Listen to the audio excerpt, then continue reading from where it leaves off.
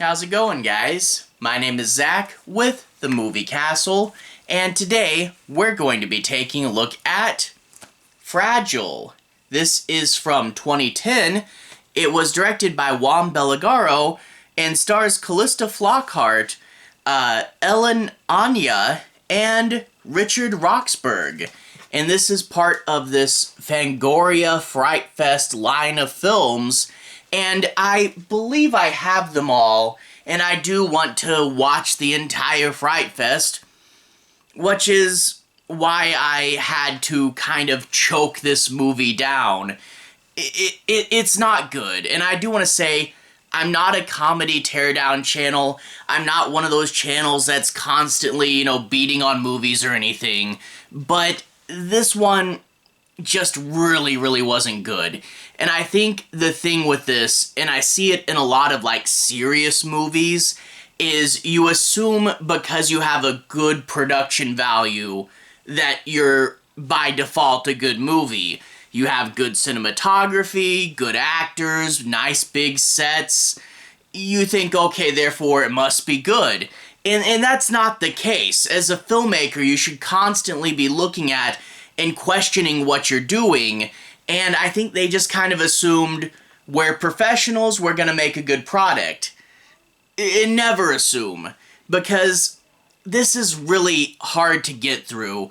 This is a super dull and super boring movie, and my history with trying to watch this is it's kind of long. I think it's like an hour 40 minutes or so, and it's only got 75 minutes worth of usable material if we're honest, but I started to watch it once, and I made it about 15 minutes in, and just kind of quit on the movie.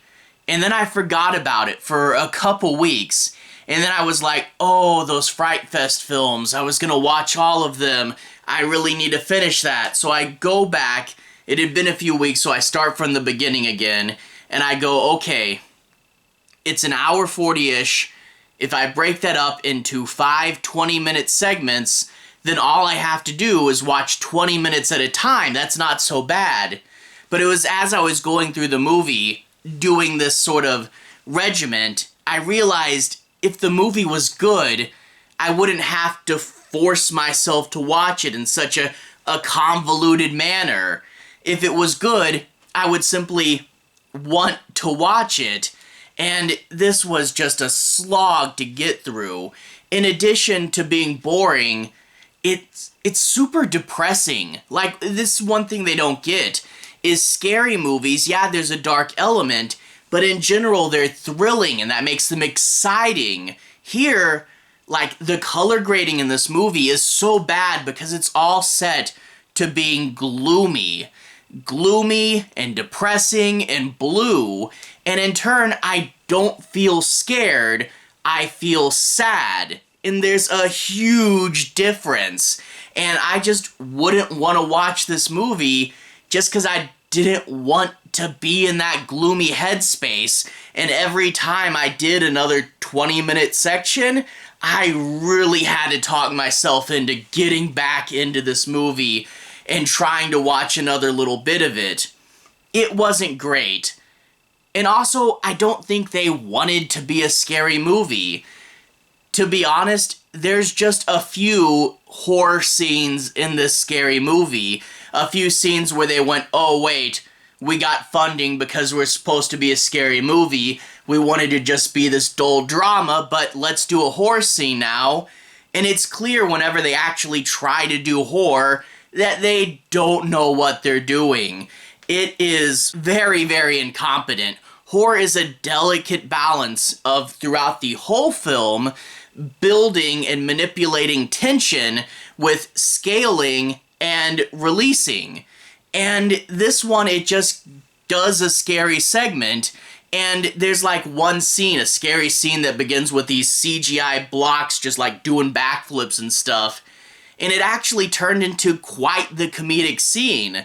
And for real, if they just did more of these horror segments, it would have been a so bad it's good horror movie. And these scenes where it does try to be horror are pretty cheesy and fun. Not good, but fun and cheesy, and I just wish there were more of them, because as it stands now, they're these weird out-of-place chunks that really don't fit in the movie they go in. And overall, it's trying to be a serious drama. I care about none of the characters.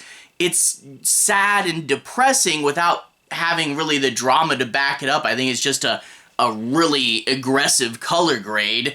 And it's just not much happened. Like, later in the movie, she'll be like, but all the stuff that's happened, how can you ignore that? And I honestly found myself on the hospital side going, girl, not really anything has happened yet. Anyway, obviously can't really recommend this. It's one of the harder movies to get through that I had to get through lately for this. Here's hoping the rest of the Fright Fest will be a little better, because the last one I watched was The Haunting, aka No Do, The Beckoning, and that one was a mess, but it had something there.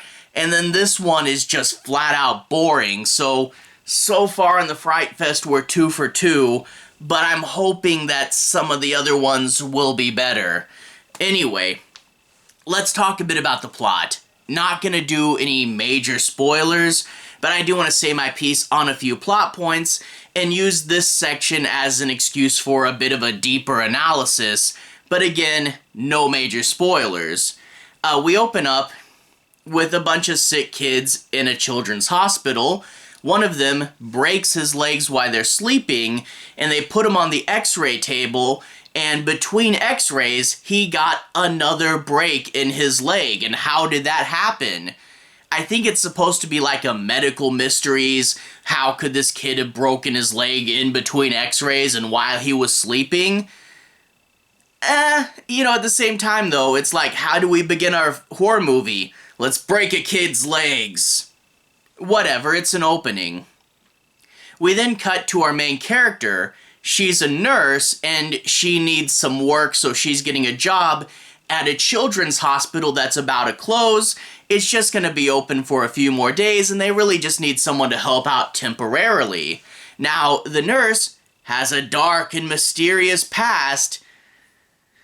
That being said, it's actually shockingly generic whenever you find out why she's depressed and taking pills and looking off into the middle distance or whatever.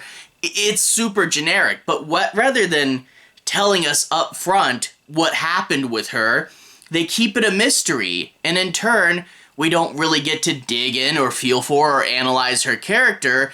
It's all saved until later on when we try to put that all in one scene, because she'll have this conversation with her coworker way too late into the movie, and you can feel the actors just trying to act their heart out in this scene because they're finally given some bit of character.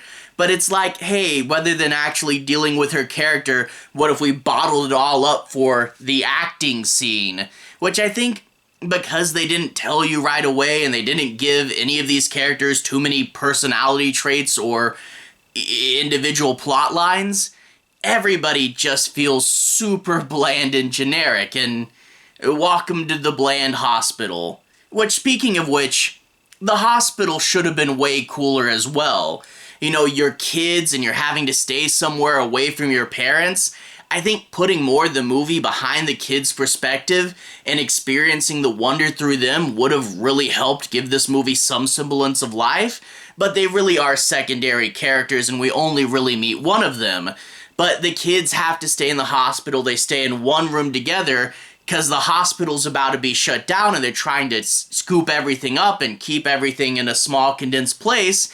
But in addition to the hospital being closed down, there's a second story, which they just don't use anymore, which is super closed down. And I want to say, it's like kids staying away from their parents. A hospital, not a place you normally want to be in. A hospital about to be closed with a second super closed haunted floor. So much wasted potential in this movie, because that could have really been great.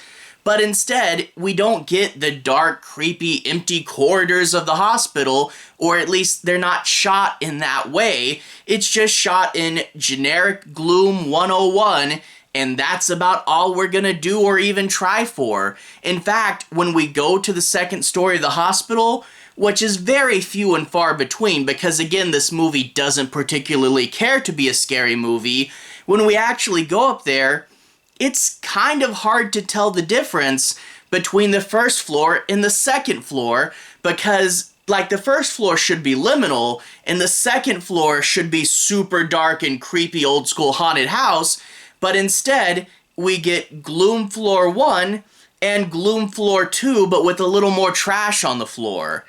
It's so incredibly wasted in this movie. Needless to say, one of the kids is going to be seeing the movie's ghost, and it turns out it's kind of a legend of the hospital. Like, every so often a kid sees this ghost, and you get the employee that's been there for a long time who's like, you get another girl seeing the ghost, huh? Which is kind of a cool idea, and I like the idea that they describe the ghost as the mechanical girl, and we as an adult know that that's just like, arm braces and stuff, but that's how a kid would see it. And to be honest, the creature design at the end of this, when you see what the ghost looks like, it's imaginative and it really goes big, doesn't fit with the low-key, gloomy movie we've been doing the whole time, but at least it's something. But again, all horror elements are going to be underutilized. We'll get the girl saying or seeing something, or the building shook a little bit, or there was a sound.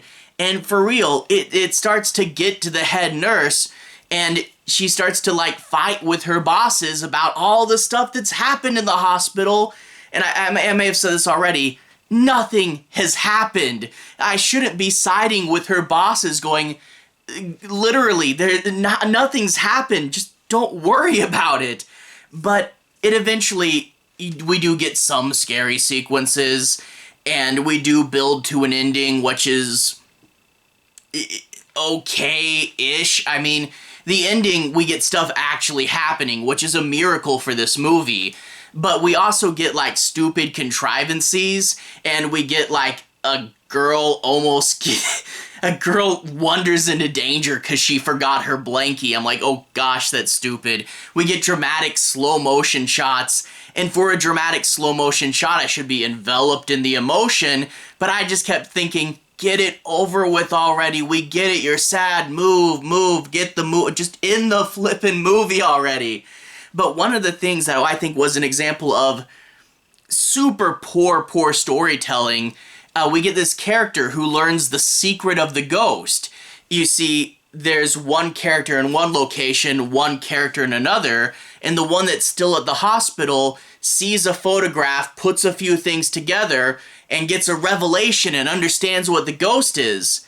That would have impact, except for just a few minutes earlier, the character in the other location gets flat out told what the ghost is. Just flip these two scenes around, people. You have this puzzle element with figuring something out leading to an interesting twist, but then you have the most boring way that twist could be revealed where it's just spelled out, spoiling the upcoming scene. If you switch them around, you would get the puzzle element. You would have us going, whoa, what happened? And then when the other character explains it, it would answer that question you just asked us. It was one of the more sloppy examples of storytelling and absolutely killing a twist. So unbelievably sloppy. Whatever, I'm going on a rant. Long story short, didn't care for any of the characters, which is sad because it's supposed to be a drama. And in turn, focusing on that, you neglected your horror. The horror is few and far between, and without proper tension setups, they just feel like out of nowhere silly sequences. And for the most part, gloomy, not scary, had a general feeling of depression watching this, and overall, an overly long movie that didn't have enough, things going on. For real, if you just gave the characters subplots, just any little thing, even if it was just something to talk about, at least more would happen in this movie. Yeah, no, not a big fan of it. I wish it was better. I'll try to get to more of these Fangoria movies later. Hopefully the next one I watch will be better than this. Anyway, to everyone who's watched so far, thank you for watching. To everyone who's liked and subscribed, thank you. You really are helping the channel out. I'll leave a relevant playlist on the bottom. How about my ghost playlist if you want to see me talk about ghost movies? I've talked about, like, The Conjuring, a much better ghost movie. Anyway, have a good day. I'll see you guys again very, very soon. Relevant playlist on the bottom. Have a good day now.